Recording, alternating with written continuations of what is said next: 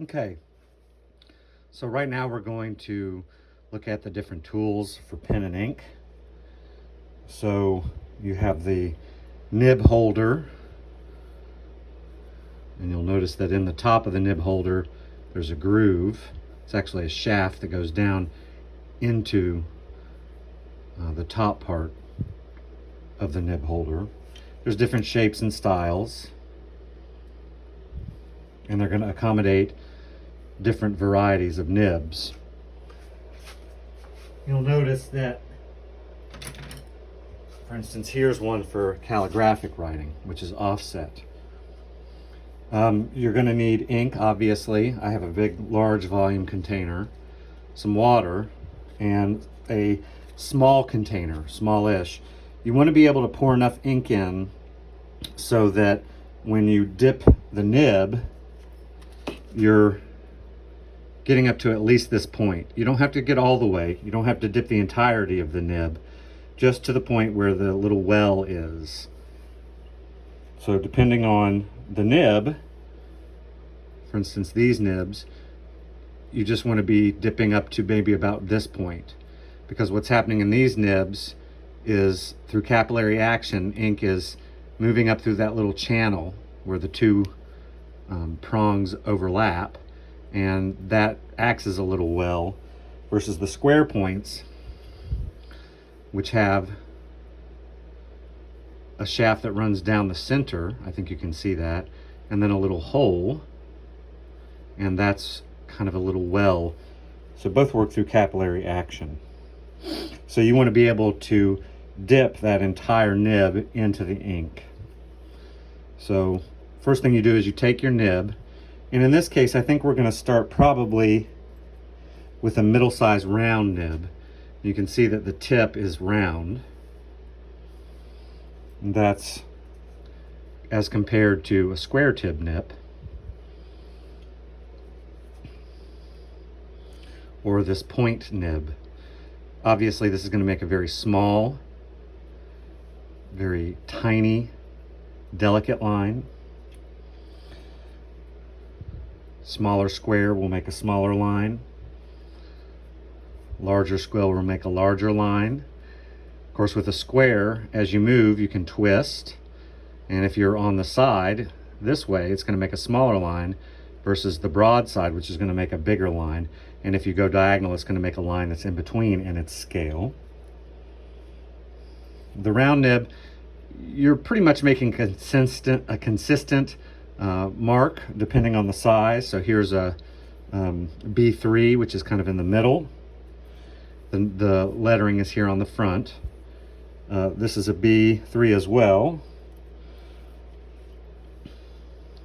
Here's a B5, which is much smaller. You might have a B1, which is going to give you a much broader line. But like the square nibs, you can, twist and turn and get a thinner line if you're going this way versus a thicker line if you're going in this direction. So it all depends on how you move the line. This way, thicker, this way, or this way, you're going to get a thinner line. So the main thing is you want to be able to have enough ink that you go up to about that point. So maybe an inch or so, maybe a little bit less. You also want to have some water. This is to clean off your nibs. You don't ever want to let the ink dry in your nibs. You can still salvage them if it does, but it's easier to clean them after each use. If it does dry, you'll have to soak them in order to get the ink to be reactivated. And if you're using waterproof ink, technically it's not completely waterproof. If you soak it, it will loosen up.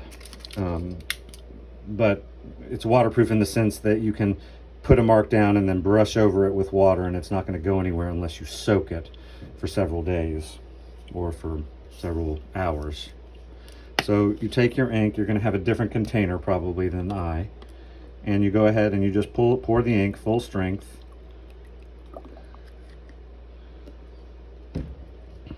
Until you've got about an inch.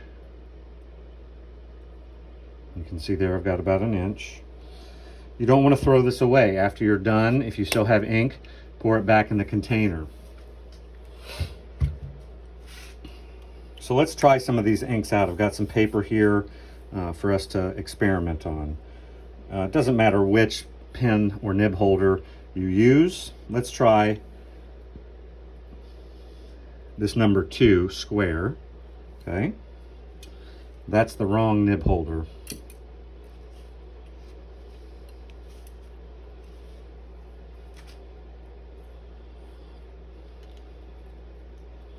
So you're just sliding the shaft, or the shaft of the nib, down into that groove in the top. You'll notice that the one you have has concentric rings, so there's an outer groove and an inner groove. That's to accommodate smaller nibs in the inner groove. And the larger shaft nibs in the outer groove. So this is the B5, kind of a small round tip. I like to dip my pen and kind of push. You don't have to do it for a long time. Always shake it off. You don't want it to be dripping ink. What you're doing is you're pulling the ink into that shaft. So you can see as I'm twisting it, I get thinner lines, and then eventually it runs out. So you have to dip it again. Just like a pencil, you can create open marks or closed marks.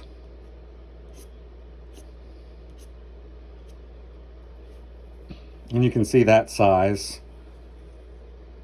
If I press, I get a little bit of variation versus using less pressure. I get smaller lines.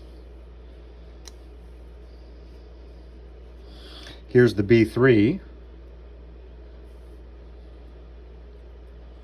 So I just pull out the previous nib and put in the new nib.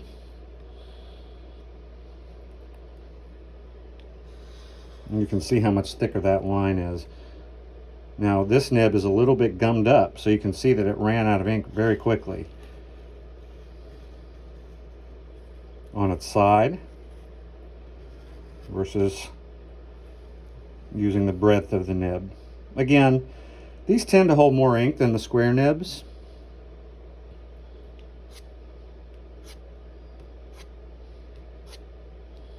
So here we have a scale change.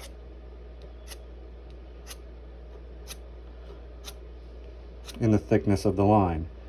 B5, B3, B5, B3. Let's start with the number 5. You notice that the higher the number, the smaller the nib. So again, put it in, kind of push it.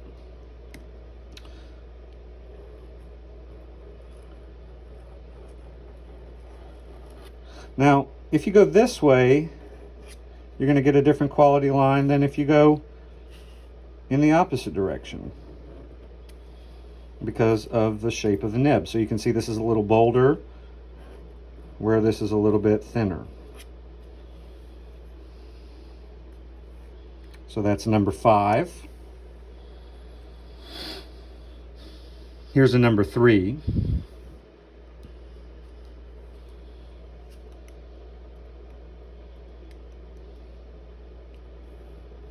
And you can see that that's thicker. It's somewhere in between the B3 and the B5 in the round.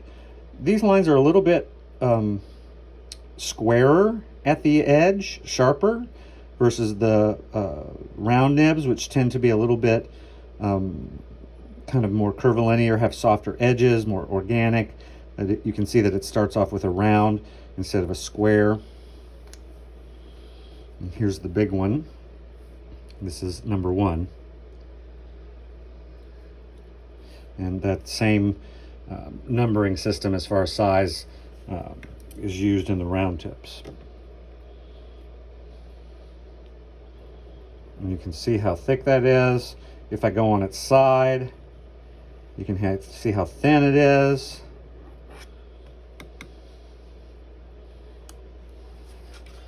Move my...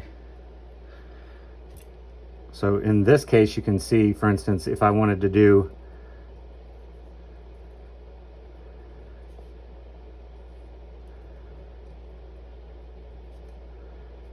kind of a calligraphic line, I can get thinner and thicker lines as I rotate my hand, or rotate the pen, I should say.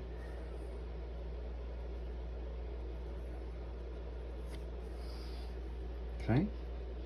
So you can get a lot of good line variation that way. As far as cleaning is concerned, just like a paintbrush, you clean it off until it's completely silver, until you don't see any more ink residue. And then take a cloth and just let it dry, or dry it off, I should say. You can see that this nib has some residual ink on it. Let's see if we can clean it off. You might have to submerge it for longer to do so. It's not so important that you get it off the top.